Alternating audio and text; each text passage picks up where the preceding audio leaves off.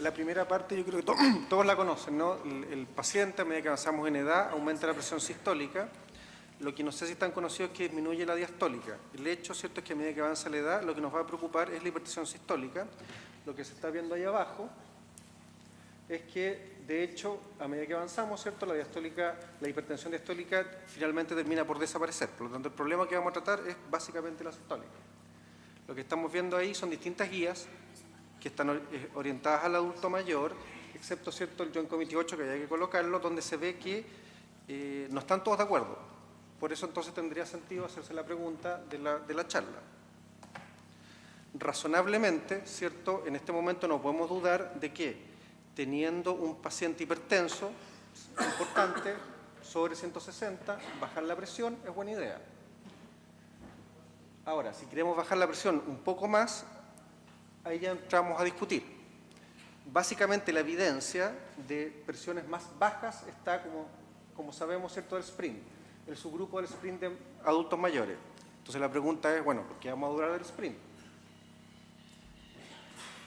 Metaanálisis, ¿cierto?, revisión sistemática, marzo 2017, 21 RCT, que incluye el sprint, incluye el HIVET, el ACOR, lo que ustedes quieran. No encontramos evidencia que examine cómo las múltiples comorbilidades interaccionan en el tratamiento de la presión alta. Sin embargo, se han hecho estudios posteriores, cierto subgrupo, donde se ve que para el paciente frágil, al parecer, no habría mucha diferencia, entonces no habría problema.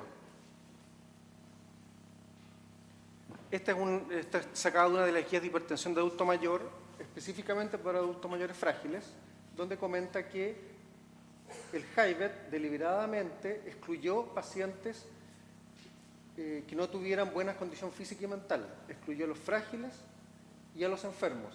Por lo tanto, cuestionan de que sean extrapolables los datos a la misma población que pretende estudiar. En el sprint ocurre lo mismo. Finalmente, y más importantemente, las pacientes con fragilidad, deterioro cognitivo, pérdida de autonomía, etcétera, fueron excluidos. Y esto incluía insuficiencia cardíaca, ACV, diabetes, etcétera. Por lo tanto, la pregunta es, la población que estos estudios pretendían estudiar, ¿cierto?, si se puede o no extrapolar a la población real. Máxima dice ahí si es que el grupo que tenía más control de hipertensión, más estricto, era el grupo precisamente que tuvo más efectos adversos. Ahora, ¿importa esto? Este es el editorial del mismo número, de donde salió el trabajo del sprint de mayor 75, donde ellos mismos cuestionan qué tan bajo ir. Ahí tienen otro trabajo, una guía de consenso canadiense promoviendo presiones más altas en los adultos mayores frágiles. El impacto de la fragilidad, la importancia de la fragilidad, hipertensión y polifarmacia. Entonces hay una duda razonable, hasta ahí estamos de acuerdo. Ahora, como sabemos, ¿cierto?, de que la ausencia de evidencia no es evidencia de ausencia, la pregunta siguiente es, ya que está la duda razonable, ¿hay evidencia de lo contrario, de que bajar mucho la presión sea mala idea? Parece que sí. Básicamente lo que muestra este estudio es que mientras más frágil es el paciente, mientras más estricto soy yo en el control de la presión, más mal le va a ir. Que es lo mismo que demuestra este otro trabajo, que el Partach.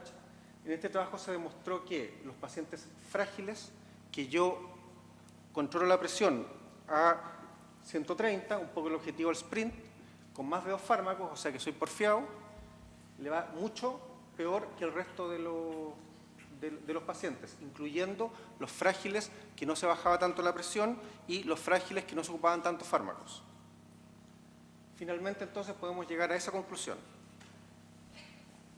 El paciente que es no frágil y con alto riesgo vascular, por supuesto que podemos darnos el lujo de ser estrictos. El paciente que no es frágil, eso casi por definición podríamos tomarlo como cualquier paciente hipertenso. Y el paciente adulto mayor que sí es frágil,